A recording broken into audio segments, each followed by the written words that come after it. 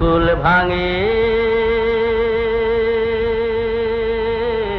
ও কুল গড়ে, এই তো নদীর খেলা।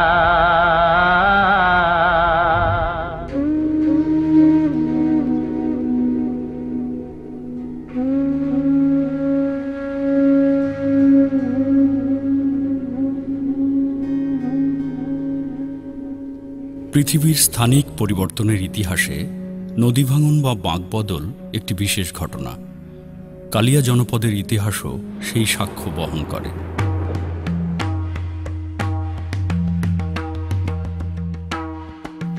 কালিয়া বাংলাদেশে একটি বহুশ্রুত নাম।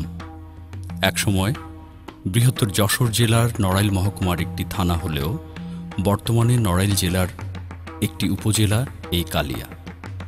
৩২৫.৬৪ বর্গ কিলোমিটার আয়তনের ১৪টি ইউনিয়ন পরিষদ ও একটি পৌরসভার সমন্বয়ে গঠিত এই উপজেলার লোক সংখ্যা প্রায় ২,২০,২০২ জন।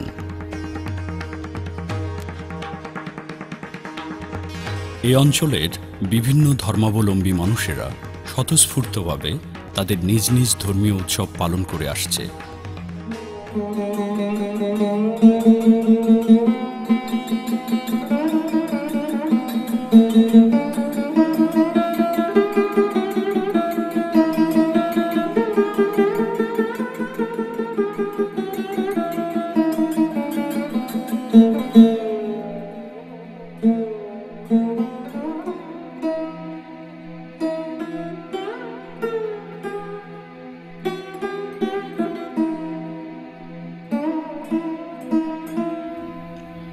এ জনপদে বৈদ্য অর্থাৎ চিকিৎসক সম্প্রদায়ের প্রথম বসবাস শুরু হয় বেন্দা গ্রামে। গ্রামটি এখন নবগঙ্গা নদীর করাল গ্রাসে নিশ্চিহ্ন, শুধু কালের সাক্ষী স্বরূপ। নদীর কোল ঘেঁষে এখনও দাঁড়িয়ে আছে গুণীন্দ্রনাথ দাশগুপ্তের এবং বিধুভূষণ রায়ের বাড়ি। হয়তোবা কালের গর্ভে বিলীন হয়ে যাবে এ প্রাচীন ঐতিহ্যের চিহ্নটুকুও।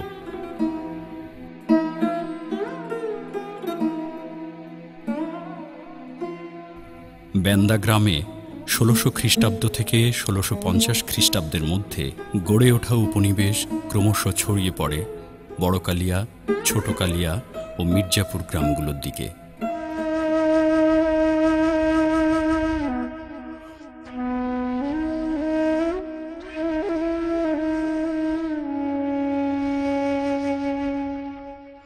কালীগঙ্গা নদীর তীর ঘেঁষে গড়ে ওঠা থোকা থোকা বাড়িগুলো নিয়ে গড়ে ওঠা জনপদটি হয়ে উঠেছে জগৎ বিখ্যাত।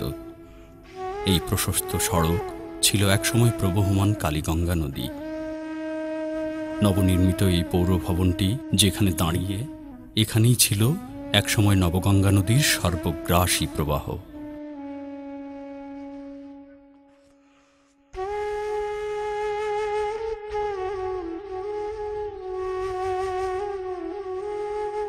আজ নদীর কোল ঘেঁষে যেখানে তৈরি হয়েছে ইটের ভাটা, সেখানে ছিল ভামিনীরঞ্জন সেনের নির্মিত ব্রহ্মময়ী মহাশ্মশান।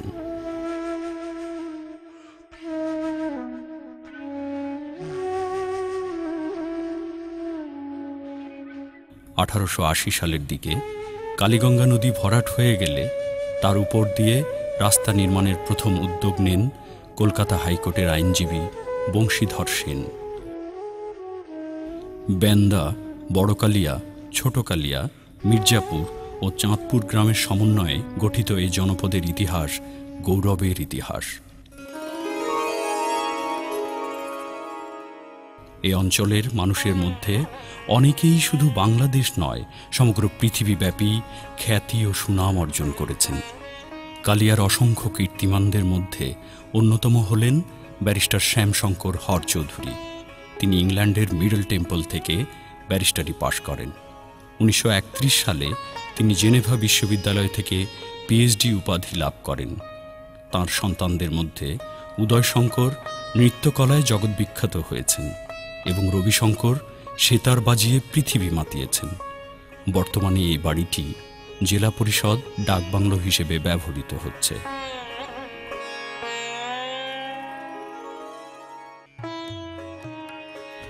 এই জনপদে জন্মগ্রহণ করেন শ্রী উমেশচন্দ্র বিদ্যারত্ন। মানবের আদি জন্মভূমি, ব্যাকরণ মঞ্জুষা সহ অসংখ্য মূল্যবান গ্রন্থ রচনা করেন তিনি। খুলনা মহানগরীতে তাঁর নামে একটি লাইব্রেরি রয়েছে। বিদ্যানুরাগী ডাক্তার প্যারীশঙ্কর দাশগুপ্ত, তিনি ছিলেন সিভিল সার্জন, নাট্যকার ও বহু গ্রন্থের লেখক। তিনি ও পাঠশালার পণ্ডিত পার্বতীচরণ মিলে বড়কালিয়া গ্রামে বড়কালিয়া বালিকা বিদ্যালয় নামে নিম্ন প্রাথমিক পর্যায়ের একটি স্কুল খোলেন।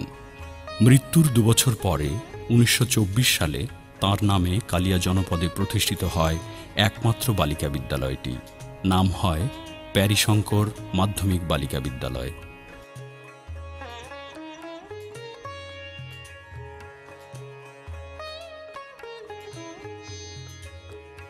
সত্য ধর্মের প্রচারক, কবি ও শিক্ষক গুরুনাথ সেনগুপ্ত।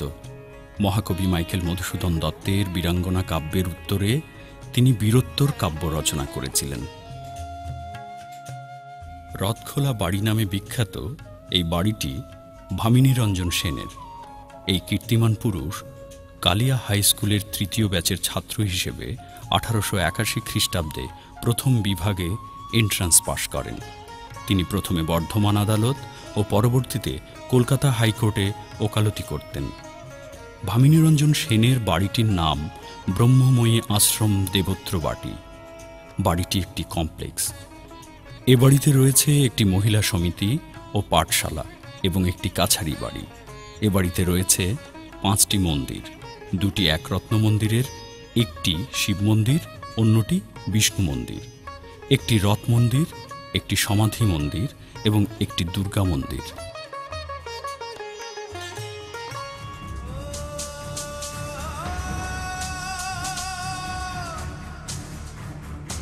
কালিয়া জনপদে রাজনীতির চর্চা ছিল সেই বঙ্গভঙ্গ আন্দোলনের সময় থেকেই।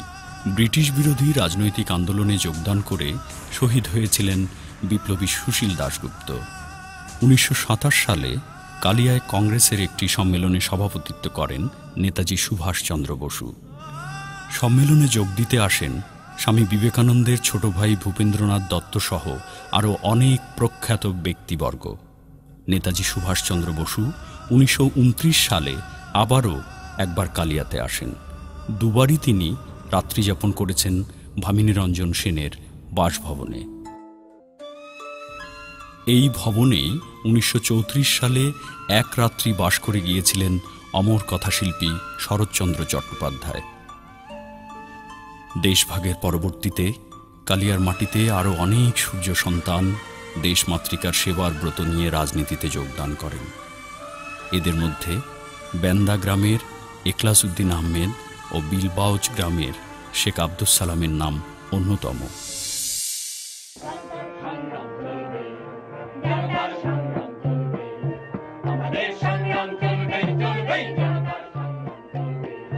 এখলাস উদ্দিন আহমেদ ছিলেন একাধারে রাজনীতিক, সমাজসেবক, মুক্তিযোদ্ধা ও কালিয়ার অবিসংবাদিত রূপকার।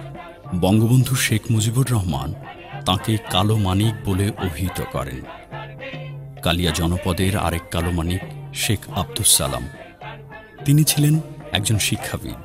মহান মুক্তিযুদ্ধের সময় তিনি ছিলেন কালিয়া থানা সংগ্রাম পরিষদের আহ্বায়ক। 1971 সালের 13ই মে তিনি শহীদ হন।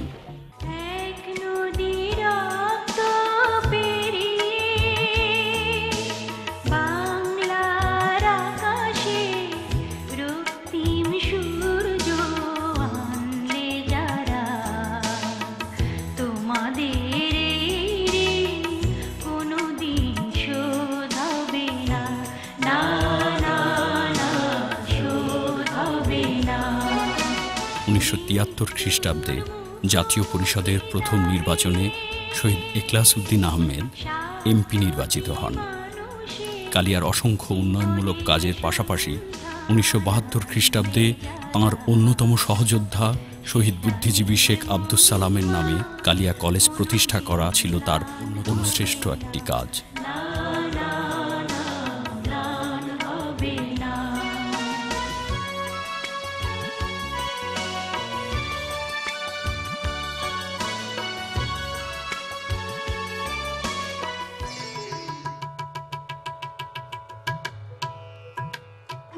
ছোট কালিয়া, চাঁদপুর ও বড় কালিয়া গ্রাম তিনটির সীমান্তে অবস্থিত এ বিদ্যাপীঠটি ছিল এ অঞ্চলের একমাত্র ইংরেজি বিদ্যালয়।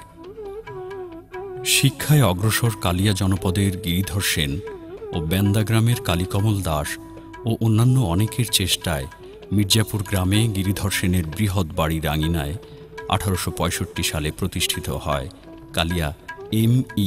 স্কুল। এই স্কুলটিকে গিরিধর সেনের ভাই বংশীধর সেন 1878 সালে উচ্চ ইংরেজি বিদ্যালয়ে রূপান্তরিত করেন। গিরিধর সেন ব্যক্তিজীবনে ছিলেন যশোর কোর্টের মোক্তার ও পাবলিক প্রসিকিউটর। তার সন্তানদের মধ্যে মহেন্দ্রচন্দ্র সেন খুলনাতে আইন পেশায় নিযুক্ত ছিলেন। 1925 সালে তিনি রায়বাহাদুর উপাধি প্রাপ্ত হন। সুরেন্দ্রচন্দ্র সেন কলকাতা হাইকোর্টে ওকালতি করতেন। তিনিও 1923 সালে রায়বাহাদুর উপাধিতে ভূষিত হন। কালিয়া এম.ই. স্কুল প্রথম দিকে গিরিধর সেনের বাড়িতে অনুষ্ঠিত হতো। 1878 সালে বংশীধর সেনের উদ্যোগে বিদ্যালয়টি উচ্চ ইংরেজি বিদ্যালয়ে পরিণত হওয়ার 4 বছর পরে 1883 সালে বর্তমান জায়গায় স্থানান্তরিত হয়। এ সময় স্কুল কমিটিতে যুক্ত হন বংশীধর সেন, কালীপ্রসন্ন সেন, প্রসন্ন কুমার দাস, গুরুদাস সেন, হৃৎকমল দাস ও দীননাথ দাস প্রমুখ। স্কুল প্রতিষ্ঠার পর অতিক্রান্ত হয়েছে 150 বছর। এর মধ্যে ব্রিটিশ ভারত পর্বে কেটেছে 82 বছর, পাকিস্তান পর্বে 24 বছর, আর বাংলাদেশ পর্বে অতিক্রান্ত হয়েছে 44 বছর। এই দীর্ঘ সময়ের মধ্যে কালিয়া জনপদের যেমন পরিবর্তন হয়েছে, তেমনি স্কুলেরও হয়েছে অনেক রকম উত্থান।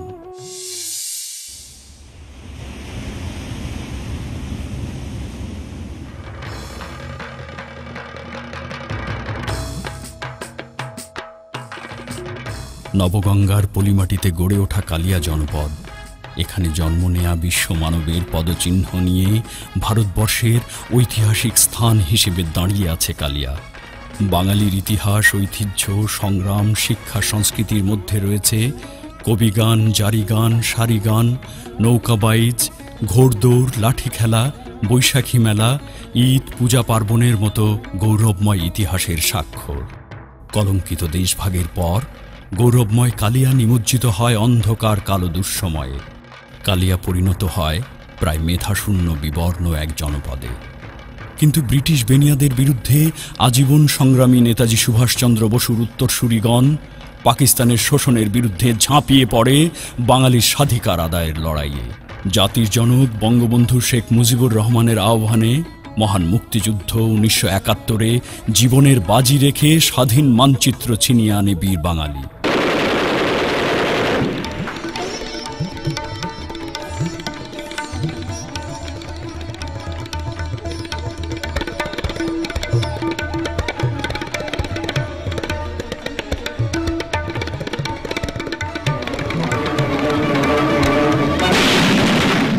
অগণিত প্রাণের বিনিময়ে মুক্ত হয় নড়াইল কালিয়া। এই উর্বর ভূমি কালিয়াতে জন্ম নেয়া বিখ্যাত সঙ্গীতজ্ঞ কমল দাশগুপ্ত, প্রফুল্ল রঞ্জন বিশ্বাস, মুসলিম বয়াতি সহ অসংখ্য গুণীজন বিশ্বমানবদের চেতনাকে ধারণ করে আজ পুনঃজাগরণের পথে তরুণ প্রজন্ম। জয় বাংলা।